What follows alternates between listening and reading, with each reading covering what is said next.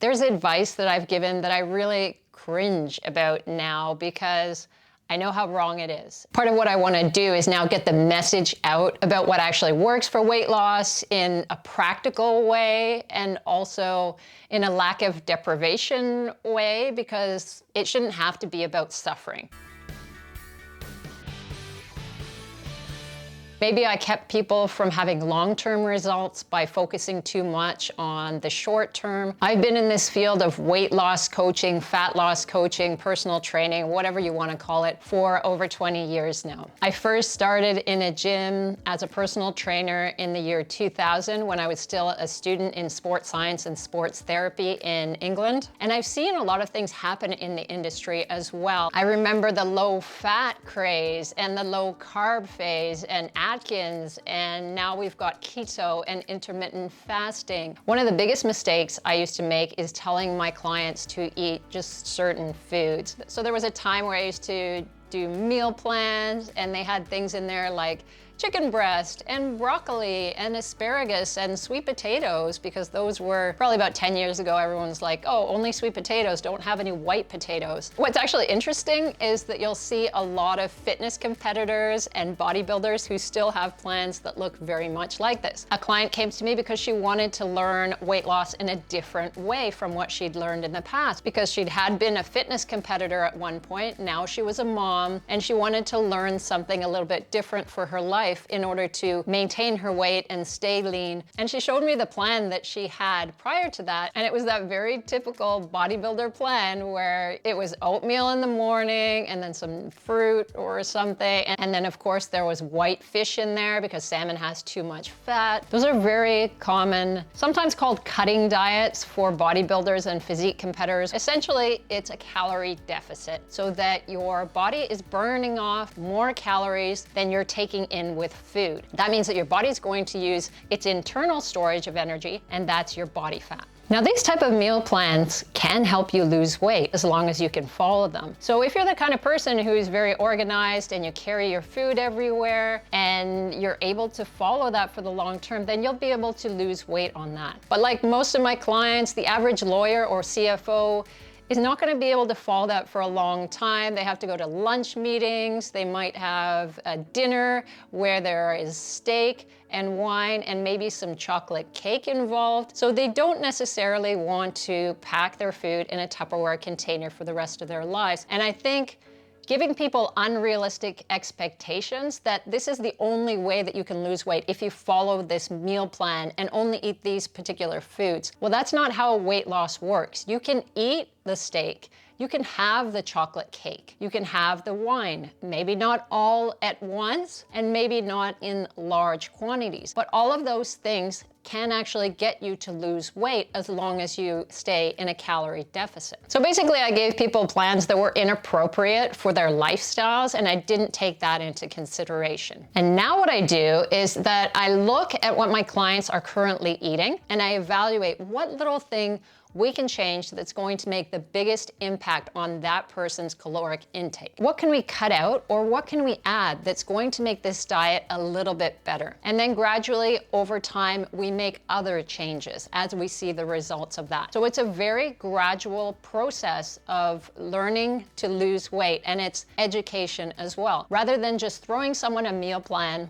and saying, hey, follow this and you're going to lose weight. And I guess we can use that old cliche. If you give someone a fish, then they'll eat for a day. If you teach someone to fish, then they're going to be able to eat for their life. And that's the way that my philosophy and my coaching has changed now. So I kind of feel like I shortchanged the people that I trained 20 years ago, but most coaches and personal trainers, when they start out, they're not that good. Other bad advice that I've given is to completely cut out junk food. Now, first of all, I don't even call it junk food anymore. I call it treat foods, because I like to keep a positive connection with food. A lot of people don't have a great relationship with food over time. I didn't. It took some time to get out of that and finally learn to love food again and not be scared of it, not feel guilt about food. And that's a key part of long-term success with weight loss, is just having a solid relationship with food where you can enjoy it and it doesn't cause you pain in that way. So treat foods or junk foods if you still must. You know what I'm talking about. about, right? The highly processed, refined foods.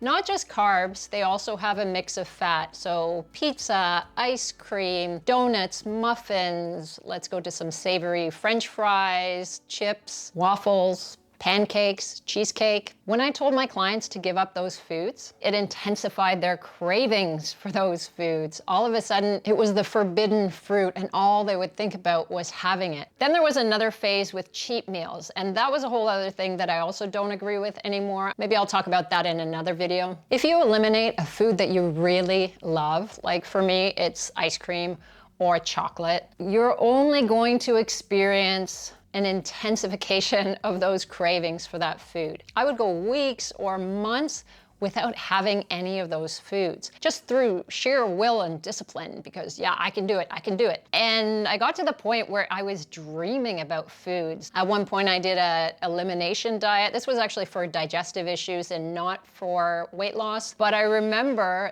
that not being able to have those foods really just made me completely obsessed with food in general. I would have dreams that I was at a buffet and all those foods I wasn't allowed to have were there, and I would start eating them, and in my dream I'm like, oh yeah, these are great, so good. And then I wake up and I'd be in a panic and oh my God, I just ate something I wasn't supposed to eat, and that is not where you want to be with food. So now I encourage my clients to eat their favorite foods in small quantities when they really want it. Also, completely without guilt, because guilt does nothing good for you. For most people, when they feel guilty, they feel bad about themselves, then they feel like eating. For a lot of us, that's the thing. You feel bad, you want to eat. There's that association with food making you feel better. So if you make yourself feel bad about how you've been eating, well, that doesn't actually solve the problem. And this kind of goes into another thing that I'm quite embarrassed about, because I think sometimes I made people feel bad about their choices. Losing weight is not about discipline or being the most motivated person in the world. It's more about having the right strategy and kind of working around all those little psychological quirks that we have as humans. Because when I look back at the type of people that I used to coach, these are hardworking, intelligent, focused, motivated people. They just didn't have their nutrition and exercise on point. They were certainly not lazy or lacking in discipline in other areas of their lives. Many of them worked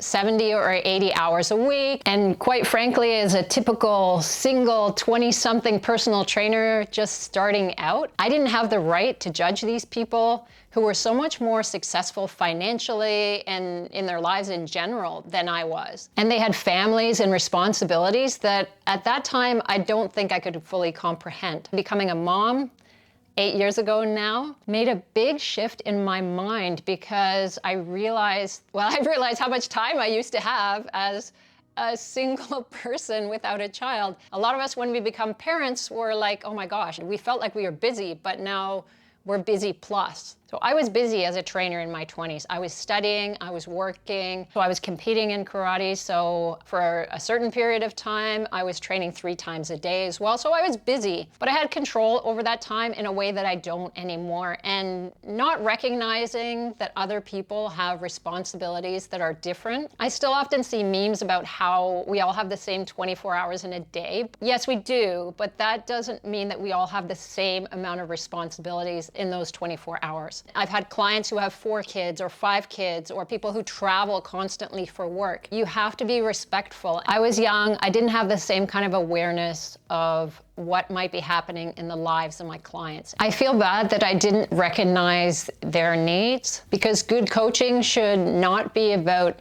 me imposing my will and giving directions. It should be meeting people where they are and making modifications that work for their lives. Now it's completely different. It's all about recognizing that person and their needs. There was also a time when I think that I looked down on people who were not part of this fitness lifestyle. I guess I got in with a group of people where everything was about fitness and nutrition, and they tend to look at people who were, focused on their careers or their families and like, oh, well, you should do that, but you definitely should always prioritize your fitness and prioritize your nutrition. To a certain extent, I agree that your fitness and your nutrition is going to affect other things in your life. So if you have more energy, you eat well, you're more healthy, then you feel better, you spend time with your family that's more active, and your life looks a little bit different. But I had to realize as a coach that fitness and nutrition is not the center of everybody's universe, and it shouldn't be, because how are we going to have graphic designers or city planners, architects, people who focus their lives on something completely different? And that's really okay. That architect might want to learn how to improve his fitness a little, or he might want to improve his diet a little bit so that he can lose weight, but he doesn't necessarily want to blow up his entire life in order to do that. And I don't think I realized that while fitness, nutrition, health makes an impact on everybody's life to some extent, it isn't the focus for everybody. And sometimes people just want a particular result without turning their lives upside down. And that's what I work towards now, giving people small bits of advice without changing who they are. You don't need to become a fitness person in order to succeed at weight loss. You can be a spectacular, successful lawyer and lose a bit of weight, all within the context of your own life. So that's the kind of more gentle approach that I take now. And the last thing that I feel quite bad about, I dismissed cardio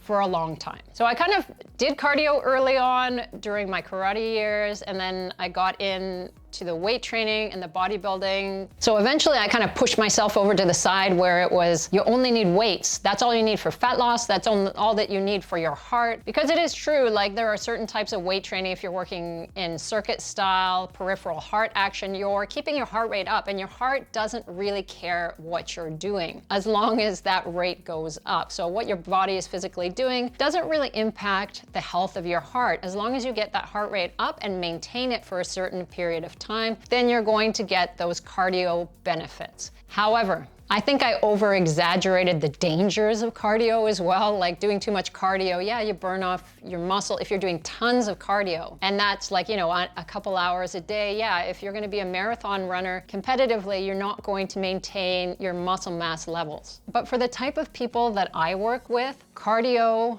on a regular basis, 20 to 30 minutes, just 3 times a week, has some caloric impact, although I don't want to overstate how much cardio does in terms of calorie burn and getting you into a calorie deficit, because really your nutrition is going to be 80 to 90% of your result when it comes to weight loss. But cardio contributes to the quality of your life, how you feel. It enhances your energy levels, it makes you feel mentally better, especially if you choose something that you really enjoy. And I think I came to it from the angle that people are always saying, oh, everyone should run in order to lose weight or to be really fit. Well, you don't need to run. There are a lot of other ways that you can get your heart rate up that might be more enjoyable for you. So I really enjoy mountain biking. I've gotten into that fairly recently, and that definitely does some work in terms of heart rate. But I had gone from the fitness culture where it's like you have to push, push, push and run, and that's how you're going to get fit. And then I kind of swung all the other way where it's like, nah, you don't really need this. It's not important. Cardio is a valuable addition. And research actually shows that the combination of weight training and cardio